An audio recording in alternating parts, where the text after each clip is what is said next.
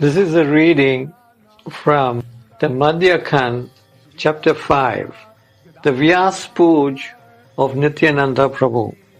In the association of Lord Nityananda, all the devotees passed their time in great joy discussing the topics of Lord Krishna's pastimes. All the assembled Vaishnavas were very elevated souls and unalloyed devotees of the Lord. They became immersed in the nectar of Krishna consciousness. Nityananda Prabhu was extremely joyful and he smiled as he looked around at the Vaishnavas. The meetings were always a scene of extreme ecstasy and tears of transcendental love and happiness cascaded down from everyone's eyes. Seeing the ecstasy, Lord Vishwambar spoke to Lord Nityananda Prabhu. Listen, my dear Nityananda Goswami, where shall we hold your Vyas Puj ceremony? Tomorrow is full moon, and on this day Srila Vyasadeva is worshipped. Therefore you may choose anyone's home and make arrangements with him. Nityananda Prabhu could understand Lord Vishwambar's mind. So he took Srivas Pandit by his hand and smiling said, Listen, Vishwambar, I will have my Vyas Puj in this Brahman's house. Lord Vishwambar then spoke to Srivas Pandit. Now you have a heavy responsibility over your head. Srivas replied, No, my lord, this is no botheration. By your grace, everything is in this house. The paraphernalia required, like clothes, grains, Brahman thread, ghee, etc., are all available here. I have only to borrow the book which gives the procedure for performing a Vyas Puj ceremony. Then tomorrow, by great fortune, I shall witness the Vyas Puj. Lord Vishwambar was very pleased with Srivas' reply, and all the devotees were jubilant. Lord Vishwambar said, Listen, Nityananda Goswami, let us all make preparations to go to Srivas Pandit's house. Nityananda Prabhu very much appreciated Vishwambara's words and immediately proceeded to Srivas Pandit's house. The Lord and Nityananda Prabhu, accompanied by their associates, look exactly like Krishna and Balaram in Gokul as they went about accompanied by their friends. As they entered Srivas Pandit's house, the devotees felt a current of joy run through their bodies.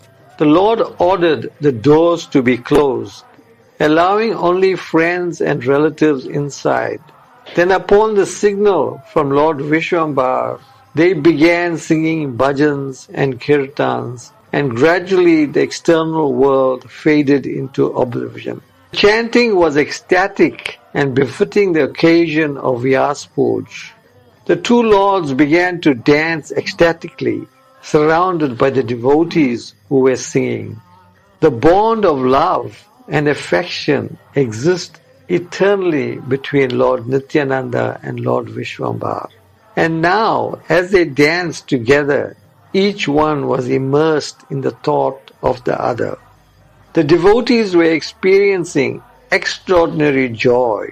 Some began to roar loudly, some fell unconscious, and others could not restrain the flow of joyful tears.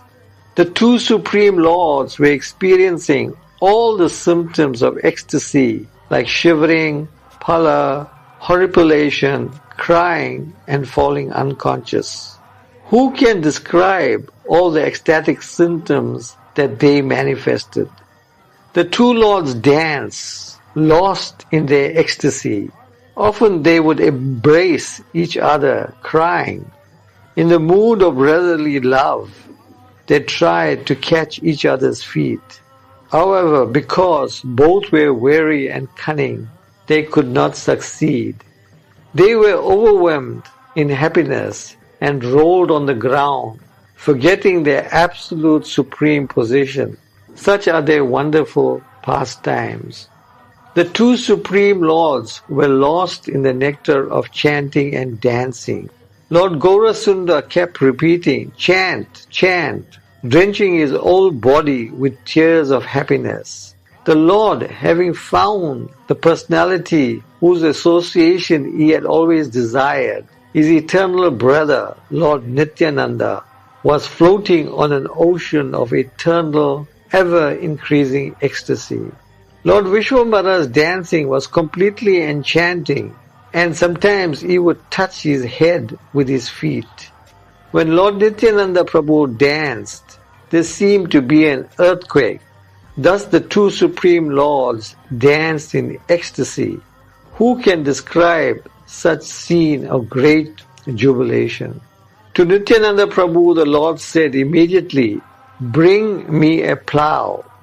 At the Lord's request, Lord Nityananda stretched out his hands, and Lord Gaurasundar received the plough with his hands. Some saw the Lord go through these motions empty-handed, while others actually saw Lord Nityananda Prabhu give a plough to Lord Chaitanya. Only by the mercy can one understand his supreme position.